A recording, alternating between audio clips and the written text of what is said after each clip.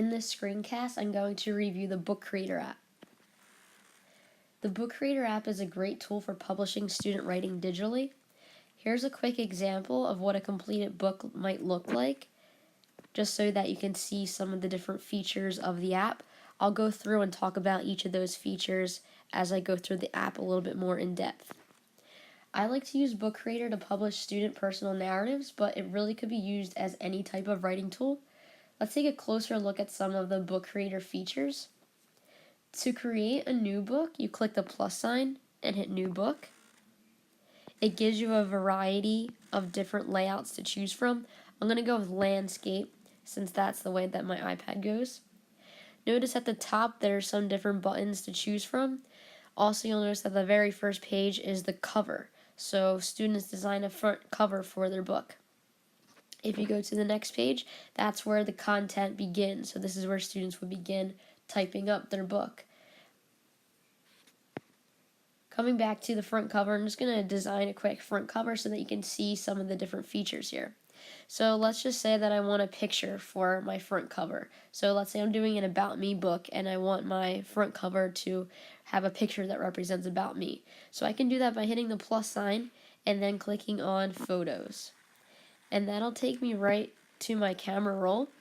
And I can choose right from my camera roll. So let's say this picture just represents me. I can have my picture, I can move it around, I can make it smaller, I can make it larger, and I can put it anywhere that I want on the page. So let's just make this my front cover for the time being. So that's one of my features. I could add a photo. Another feature for photos is that you could also add a picture right from the camera. So you could take a picture right there in front of you. Or you could always go to Safari, save a picture from Google, and insert that right into your book.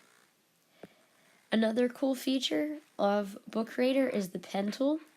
So the pen tool is really great for students who are very creative or artistic. It gives them the chance to draw, so it might also be engaging for some students.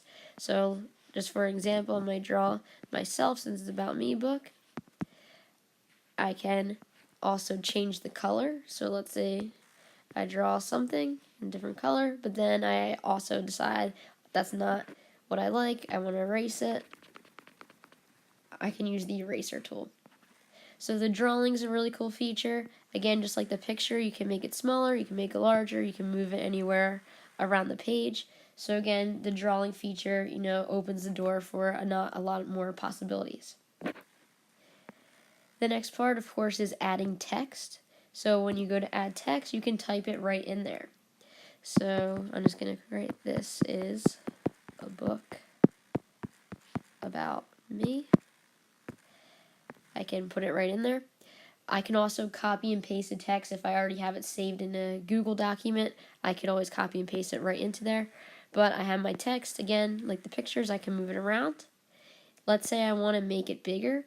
If I hit the I button, it gives me all kinds of tools for my text and my fonts. So I can make my text bigger by moving this, or I can make it smaller. So I'm just going to adjust the size a little bit. I'm going to widen my box. I can also change my font. There's a bunch of different fonts to choose from. I'm just going to click a script here. I might also want to change my color. I could add a shadow to make it a little bit more fancy. I can change the alignment. So there's a lot of cool different things you could do as far as the fonts and the text. I could also change the background on my page. So by hitting the I, instead of choosing text, I want to hit page, and I can make some kind of background. There's a lot of different backgrounds to choose from. There's comic styles, there's different patterns, so there's a whole bunch of different options for backgrounds. Right. To add a page, I can just hit the plus sign, so if I want to keep adding pages, and if I already have the background, it'll automatically put my background in there, but I could also change the background as well. One of the last features is the add sound feature. This feature is a really great feature to help meet the needs of all different learners.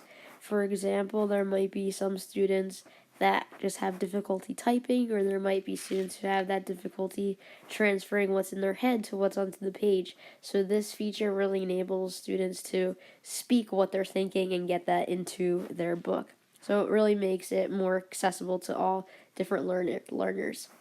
So to add the audio feature, you hit the plus sign, hit adds down, and then you can start recording. So I'm just going to do a quick example.